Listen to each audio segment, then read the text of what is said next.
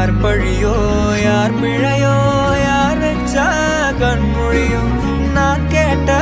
கேள்விக்கு நீ மட்டும் தான் விடையோ என்னாகும் என் விதி